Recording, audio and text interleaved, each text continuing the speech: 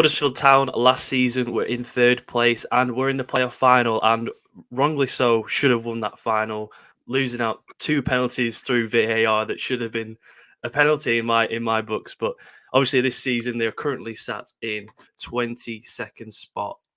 8 wins, 7 draws, 18 losses, 4 managers, chaos essentially from an outlook looking in. But obviously, I'm going to ask the questions about Huddersfield to a person that knows Huddersfield himself, Brad Barber. Thank you for coming on. I appreciate it. How are you doing? Yeah, good man. I wish I could say the same for the team, but it's just like you say, these things happen in football. It's we've kind of gone from hero to zero in the space of just a season, and it's just ridiculous how good we were last season and how bad we've been this season in comparison between the two.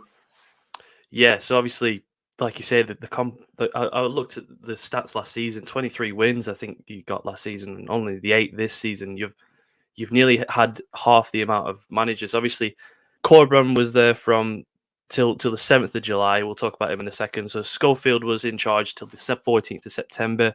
Fotheringham till the 8th of February, and of course, the man, the myth, Neil Warnock is in charge at Huddersfield Town. Yeah. It seems right, doesn't it? It seems like he's perfect for Huddersfield Town. That sort of Yorkshire twang to him. So obviously we'll talk about the pre-season because Corbran left all of a sudden. It was a shock to everybody because obviously you thought that you would kick on, and just before we started recording, you said you thought they'd kick on and they didn't. So do you have any idea what happened with Corbran or with the backroom staff in that regard? I heard a couple of things. From my understanding, Carlos left because he wasn't going to be backed. Ultimately, we've never been a spending club. We get these good players, we just ship them off to a Prem side. And then the money goes on something pointless, like debt, car parking spaces, blue and white coloured seats. It's just like, come on. We'll sign a player. What we'll do is we'll get rid of a player, and we'll bring a kid from the academy and say this is the replacement when he's never had the experience or the kind of versatility to go into that role and go and do the same. So that's the way we are. Carlos was obviously aware of that from the previous windows he'd had with the club. But with Lewis O'Brien and Harry Toffolo departing to Nottingham Forest, Carlos knew he wasn't going to be able to get anywhere as near without, especially Lewis. Harry Toffolo was a good player for Town, but he was replaceable. But Lewis O'Brien was one of these players that you get and you just can't seem to figure out where he's come from, how he's so good. But for us, that's who he was. And without him, we've been a completely different side. Anyone, with footballing kind of who analyses it can see that. And that's I think that's the reason he went, because he knew he wasn't going to get the backing that he should have had, obviously, given that he got us to the playoff final. And a lot of people do believe it's for that. Some people believe that there were rumours that the Nottingham Forest owner and Olympiacos owner had paid him off, and that he'd gone to Olympiacos, and that deal was set in motion as soon as the wheel lost the final. Okay. But again, we won't. There's no kind of concrete to that. It's just rumours, but that's a lot of football nowadays. Obviously, Lewis O'Brien, I thought, was the best centre mid in the league last season. As a Blackburn fan, obviously, we're on the 1st of March, and we still could get him due to the EFL and all the legalities. I don't know that sort of side of it, but I was so excited when we were linked with him, and obviously he's not part of the 25-man squad. It's so confusing, and you're right. You can't just keep replacing them with young players. So the outgoings, obviously, it's not sustainable. Exactly, it's not. Unless you have a Category 1 academy from like the Chelseas or the Cities, you're not going to do that every single season. Obviously, you brought in a lot of players as well, the likes of I don't know, Mbete, Matt Lawton, Knockout, Waghorn, Hungbo. Yeah, that's right. Smith, Conor Mahoney, Nakameya, who seemed like a decent player till his injury. Helik, Boyle, Kasumu, Rudoni, Vasilik. There's a lot of players there. There's a lot of incomings, not so many outgoings, from my knowledge. It's difficult to get all them players gelling together, especially with the different managers. So, is there anybody there that sticks out, and is it a worry that you've signed this many players? Well, I think the key worry is you'll see a running theme where you look at all those signings that they're all free. Yeah. And if we'd have just dug deep and spent a bit more, we could have had upgrades on some of those players. Now, not all of them. Some of them were actually really good dealings for what we got with them. Nakayama, like I mentioned, absolutely quality until he got injured. So, it's just our luck. It's just the luck that we have. We've never had luck with referees, like you mentioned with Wembley. Yeah. We don't have luck with refs. We don't have luck with injuries. There's just certain factors in football that have never gone our way. The main worry is the price tag with a lot of them, because it's like I believe we paid 900k for Radoni, and I'm going to try and not to make this sound personal to Radoni, but it's like we pay 900k for a League Two attacking mid when we could have just paid the extra 600k and got Daniel Sinani, who we'd already had at the club for a year, who was more than proven and could play any one of those front three positions. And it baffles me why we wouldn't just pay the extra 600k to get someone who we know for a fact can do it, rather than gamble on someone that's never played in the Championship. It just doesn't make. It's not like it's an educated football decision where I've thought that makes sense, because it doesn't. Because Sinani's young as well. Oh, he's like 24. He's got rakes of time to get cracking. But it's just a couple of these players were panic buys. Will Boyle were a panic buy because we had to get rid of the wage bill. Boyle's been nowhere near the level that we need. Vaslik, he's injured. He can't even extend his leg. He were walking. No, I'm not. I swear to God, he were walking. He walked out against Wigan, and you could see him. He's not fully extending his right leg. Right.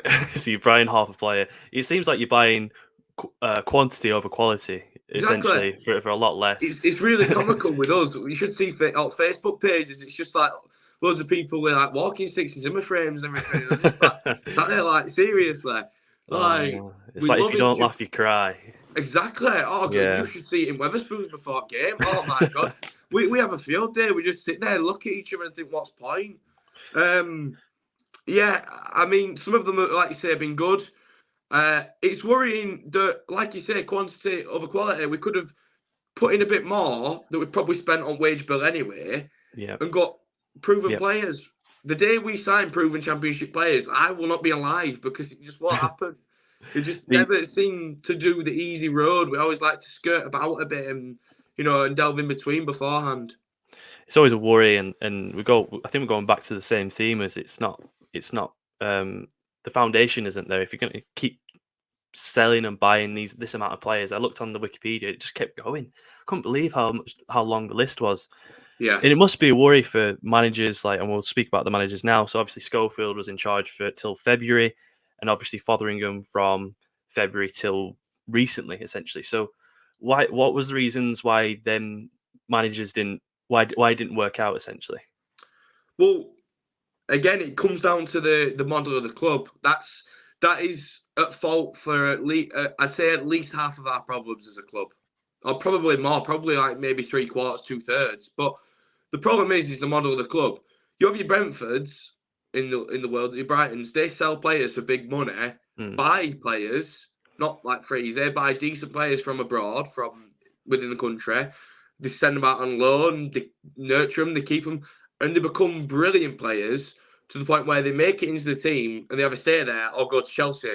Well, because that's where everyone goes now. But they go to Chelsea for 150 million or whatever, like Cucurella did. But we don't do that. We don't. We nurture the player, we sell them off, but then we don't spend that money on anything. And this is the problem that's kind of done us in multiple areas. It's transferred to the manager area as well, because we could have gone out and spent money on a manager. As soon as Carlos went, we should have thought, right, we need to get in a proven manager now, so we don't jump ship and go from top to bottom straight away. We need to get in, your average Championship manager, like who was at Rotherham, Paul Warne, someone of that caliber that can just steady a ship and make sure that we'd be average team, mid-table, 16th, 15th, And we wouldn't have been happy with that as fans, of course not, but it'd have been a whole world better than 24. You wouldn't be stressing out now, would you? So Exactly. obviously, Danny Schofield, I believe, didn't have a job. He had maybe one managerial role before Huddersfield and One Fotheringham. managerial role, and it was with us as an assistant. Exactly, and I looked at So, Fotheringham. I so, thought, oh, maybe you've got Fotheringham because he's done well abroad. No, it's just an assistant somewhere. I so believe it was Germany. Schofield was assistant to Corberan, along Right. with Chico, who's still at the club, and Jorge Alarcon, who went with Carlos to Olympiacos. And Yeah. what's happened is they brought him in because he's already at the club and he knows the players or what's left of the players. And then they've thought that ultimately he can just replicate Carlos's football when that's not how it No, it works. doesn't Carlos work is like no, he's that. an assistant manager doing a manager's job, and I wish him well. It's not personal, but it's just cheap. We Yeah, just went with the easiest option. We thought, right, Danny's already at the club. We'll bring him just in. literally like Yeah, the yeah, literally. yeah. It's like Board have gone. It never That works. That it's like Board have gone. He'll do it, and he's kind of thought, right. I'm at that stage of my career where I'm being given the opportunity to manage a championship club. He's never going to say no, but ultimately he's been thrown under the bus. oh, We you, were you all wouldn't you wouldn't you wouldn't say no to that job, would you? You wouldn't say no to it if you had the opportunity. It never works. Though. Look at Tyndall when he was at Bournemouth. yeah. There's so many examples of it. So Yeah, we'll go exactly. from two managers who have had zero experience to a manager that's had over 1,600 games in charge Yeah, I mean, of don't get me wrong, it teams. does work. It's not Yeah, impossible. Bournemouth have done it with that Gary O'Neill, I believe. yeah, Birmingham did it with John Eustace. Plymouth did it with Stephen Schumacher. It can be done. It's not an impossible feat, but it's like when I feel like when you're doing that well, yeah. you can't ever. You No, can no. you can get this well from that well, but you can't get that well. You can't. It doesn't work. You can't go from up here on the ceiling and then find yourselves where we are. That's just how it's going to be with an assistant. And then that's what happened with Danny Schofield. He wasn't experienced enough. He couldn't replicate the same football. And ultimately, once again, another transfer window had gone by and we'd spent nothing. Or Yeah. like $1 million. But in football, it's But you gained a lot of money from Toffolo and O'Brien alone, so there yeah. should have been something going back. I'm not sure what the money side of it is, but obviously Fotheringham was a placeholder again. It seemed like, and now you've got Neil Warnock, a manager that's been there since the '80s. Do you believe you'll stay up with Neil Warnock? I believe that I agree with it was weird. I'll say one thing about Mark Fotheringham. His interviews, the first interview I liked a lot. I thought what he said was very in character with what a manager should be about. I'm not here to make friends, I'm here to kind of get results. I agree with that, but he didn't do it. So Yeah, it don't, that's it's ultimately all hollow, that matters. very But, hollow, sorry, what did you say?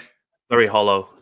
Yeah, well, that's Yeah, football sometimes. It's like Hog was saying, football's a results game. It'll catch up with you ultimately. And that was the case with Matt Fotheringham. But the thing with Warnock was he sat down in that room and you just oozes kind of this charisma that I can't explain. It's like he sat yeah, down in that room. We were all watching that press conference, and every word he said was absolutely spot on. Bar a couple of things that he said, to do with the board and that but that's his perspective with the board. Our perspective with the board's different.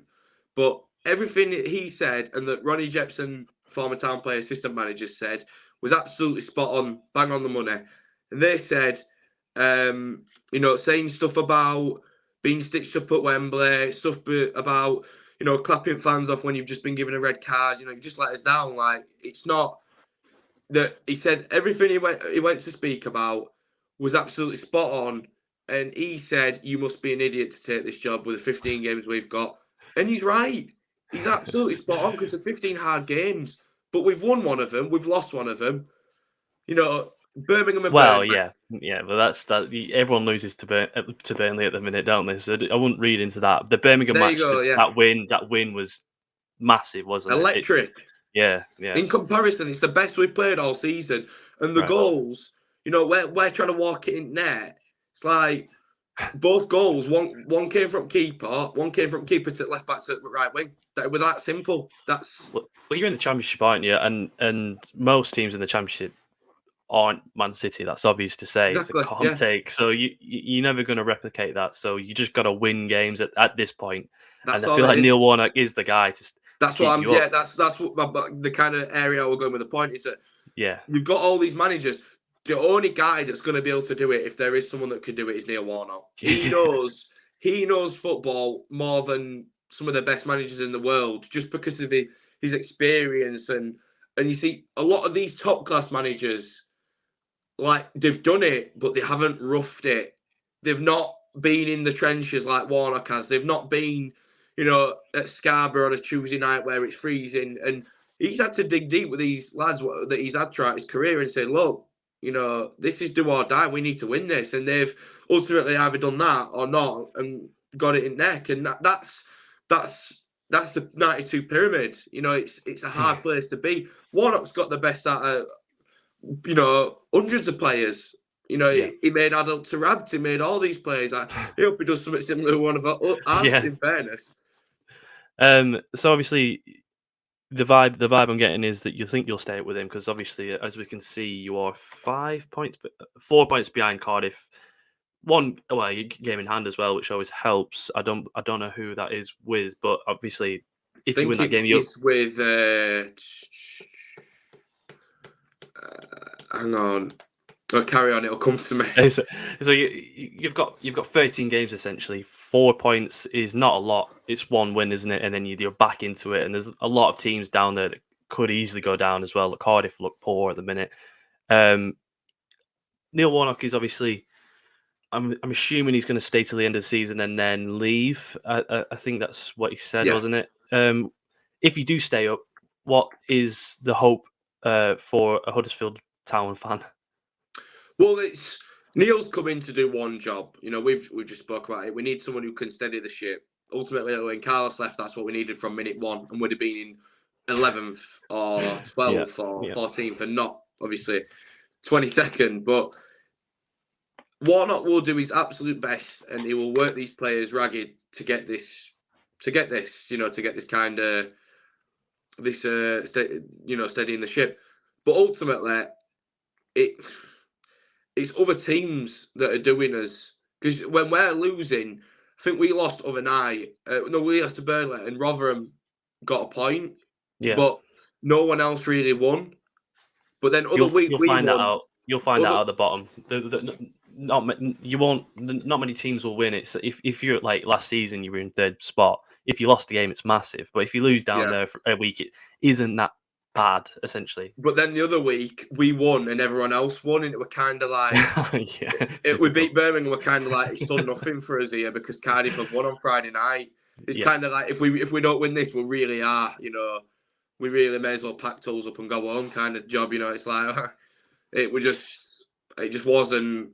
If we didn't win that Birmingham game, I dread to think where we'd be in comparison to points wise. Obviously, it'd be 3 less, but just mentally, confidence, everything can come into it. But it's tricky. But I think if there is one man that can keep us there, it will be Neil Warnock. But I'm not sure. I think that's a perfect way to finish the video. And Neil Warnock is the saviour yet again for another team, another town, another community. But just before we leave, is there anything that you'd like to plug for yourself on this video? Yeah. So obviously I do my own YouTube videos in the grounds.